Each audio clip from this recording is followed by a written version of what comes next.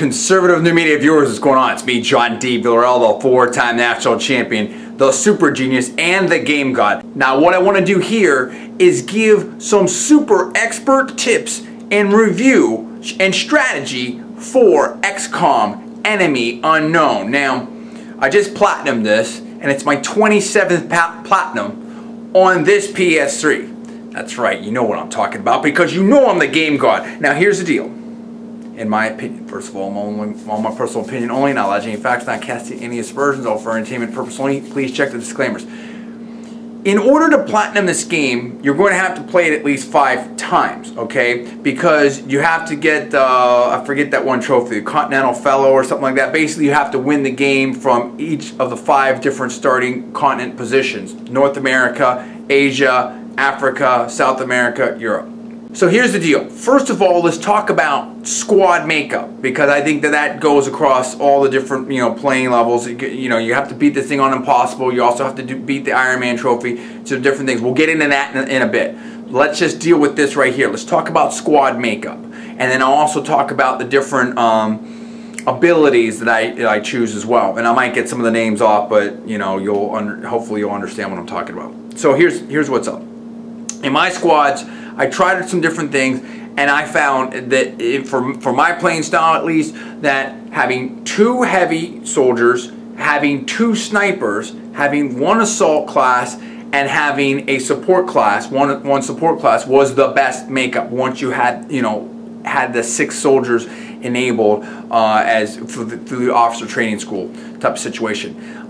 Why? Because I like the firepower of the heavies, particularly vis-a-vis the mechs that come out later. I felt like later in the game those were very important, and also having the rocket launcher explosive damage was very good. I think in terms of sheer offensive power, once they're fully built up, the sniper is the best class out there in my personal opinion. And I wouldn't even really necessarily be opposed to someone that wants to go 3 snipers. I'll deal with that in a bit. But I do think 2 heavies, particularly again on those harder settings where you're dealing with some of those mechs, can be really seriously strong.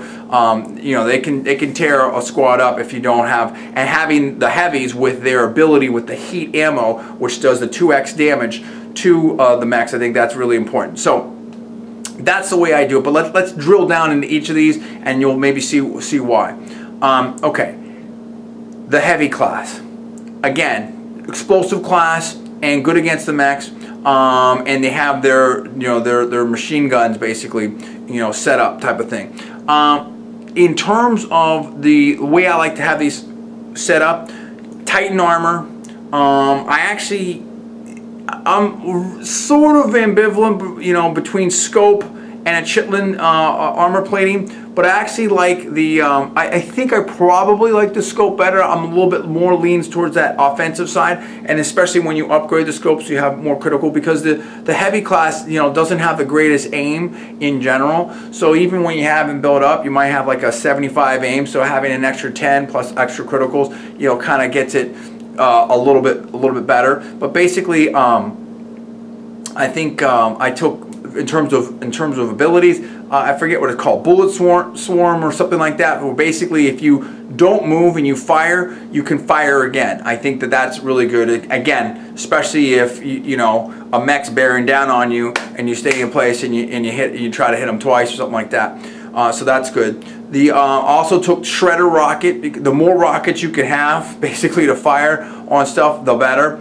I also took the heat ammo. What else? I can't. Danger zone, so you expand the range that your rockets will affect, the area of effect, and then in the second rocket, full rocket at the end, stuff like that. So that's basically my setup for the heavies. Obviously, once you upgrade the machine guns when you can, and if you are able to beat a battleship, then you can upgrade the rocket launcher as well to the fusion rocket launcher. So that's what I want to do. What I want to do, the heavy, and again, you go with the 2 there. On the snipers, the faster you can get a sniper build up to Colonel and get the in the zone perk with the plasma sniper rifle, the better. I mean, once they're, I mean, I can't remember exactly, but I think I've taken out like 4 enemies, maybe even 5 in one round with an in the zone perk. And so what you're going to want to do is, I'm a firm believer in snapshot over the squad site stuff, because you know, you might have a situation where, you know, particularly if you go with like ghost armor or something like that, where your sniper is sort of forward looking, is basically, you know, taking point, if you will.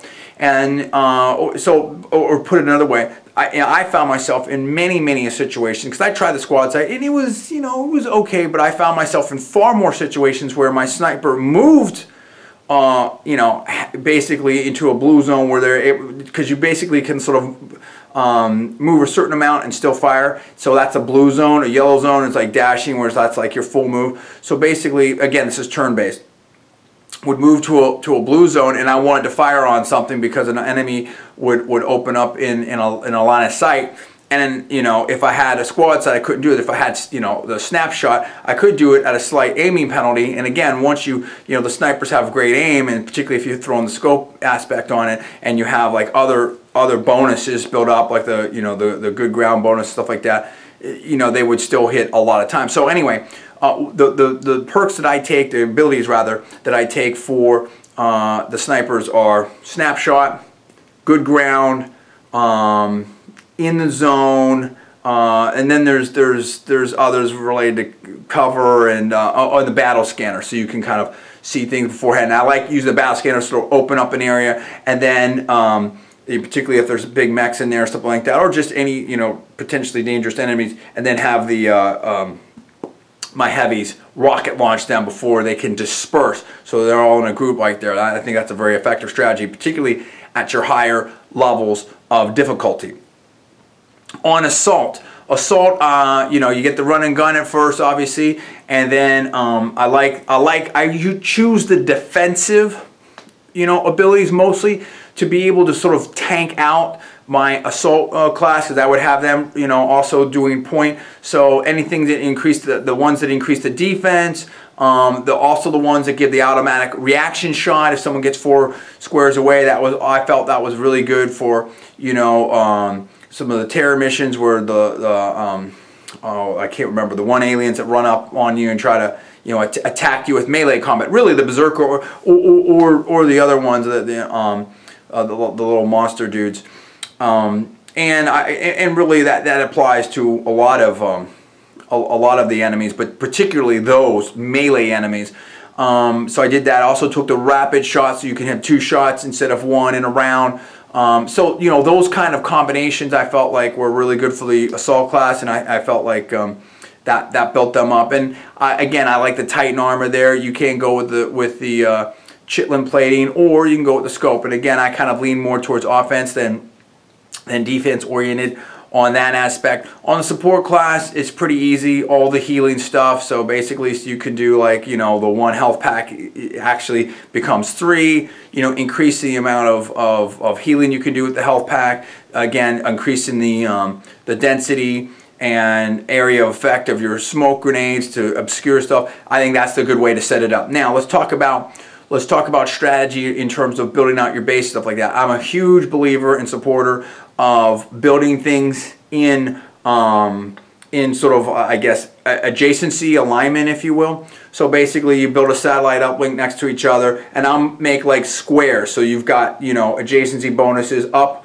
and sideways and stuff like that. So I will do that with my satellite uplinks. I'll do that with the power generators, and I feel you can fit a lot more in a very compact area in that effect. I've also never built an Illyrium generator on any of the difficulty levels that I've played. I'm always fine with either with a thermo generator over the steam vents, plus, you know, regular power generators adjacent as well. So I mean, that's kind of how I build those out, and I'll lean towards workshops earlier, then laboratories later if I need a little additional boost on laboratory if I have the space. But I put the primary focus on the satellite uplinks and the power to keep those things rolling, and again, enough workshops to keep building the satellite uplinks, etc.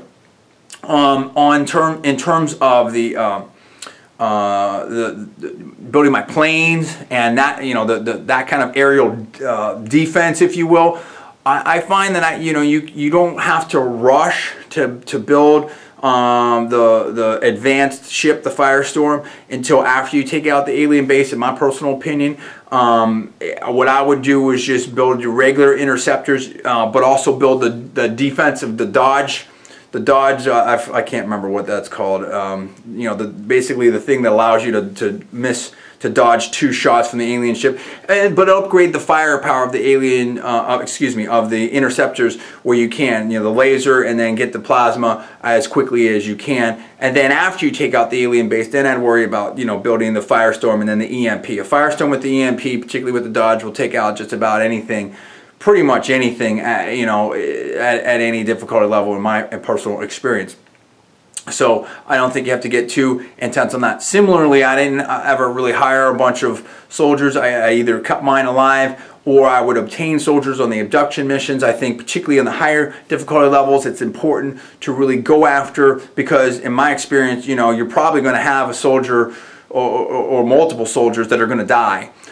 So it's important to obtain those key soldiers later, particularly in the key classes of heavy and sniper. I like to have redundancy there anyway, to be able to build up. So if you have an abduction mission where it's going to give you a high level, captain or higher of one of those key soldiers, I would go after that. On the lower difficulty levels, I don't think that's as important.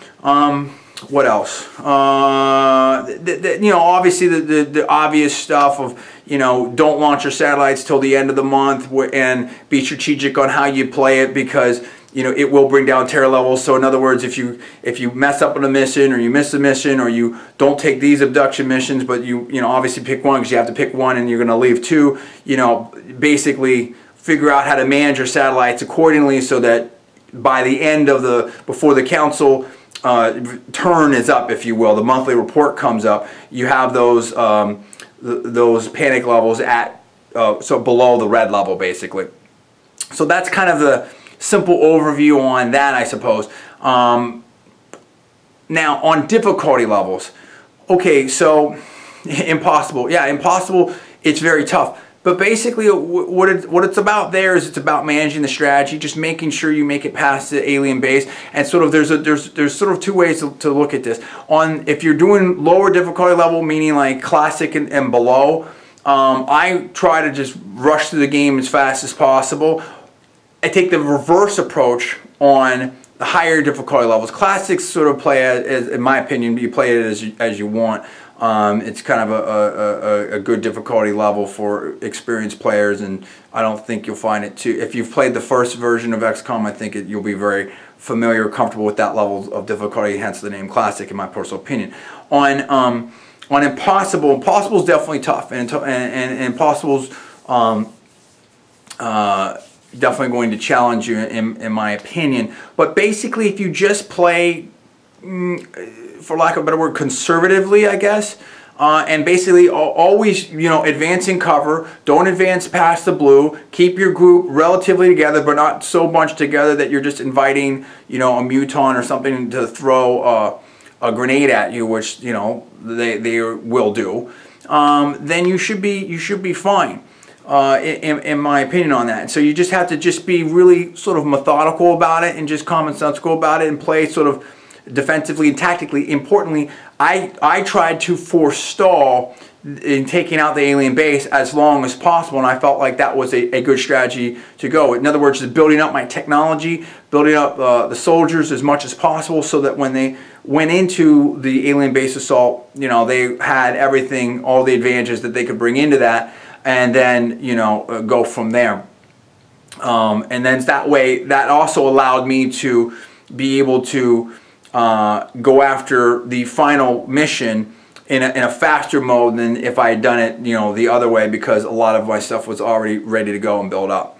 I guess that's about it on Iron Man. It's just similar strategies. Just be careful and be methodical and be commonsensical about your stuff, and you should be fine.